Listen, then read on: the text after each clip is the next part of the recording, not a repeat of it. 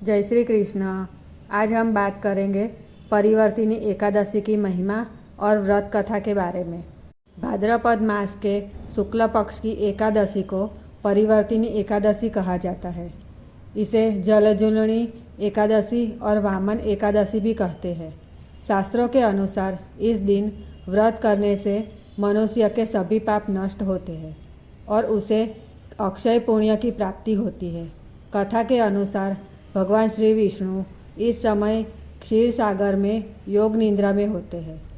परिवर्तिनी एकादशी के दिन करवट बदलते हैं, इसलिए इसे परिवर्तिनी या करवट बदलने वाली एकादशी कहते हैं।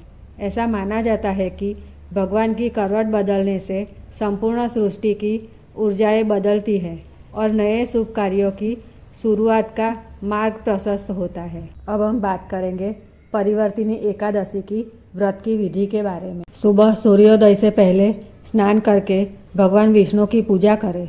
पीले या सफ़ेद वस्त्र पहनकर व्रत का संकल्प ले।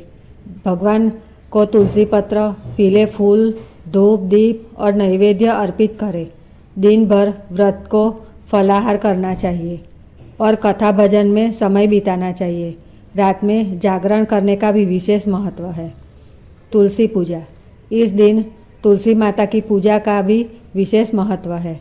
तुलसी के पौधे के सामने दीपक जलाने से घर में सुख समृद्धि बनी रहती है और नकारात्मक ऊर्जा दूर होती है। व्रत कथा, पुराणों के अनुसार एक बार देवासुर संग्राम में जब राक्षसों का अत्याचार बढ़ गया तब भगवान विष्णु ने वामन अवतार धारण किया।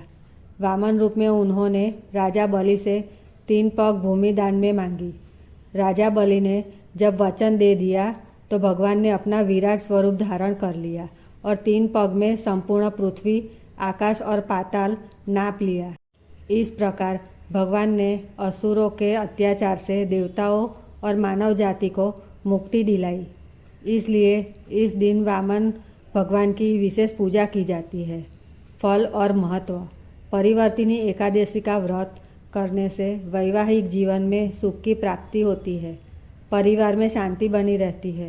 पाप कर्म नष्ट होते हैं और अंत में मोक्ष की प्राप्ति होती है। अंत में सभी भक्त मिलकर प्रार्थना करते हैं, हे श्री हरि विष्णु, हमें सदैव धर्म और सत्य के मार्ग पर चलने की शक्ति दे और हर घर में विष्णु की कृपा बनी रहे।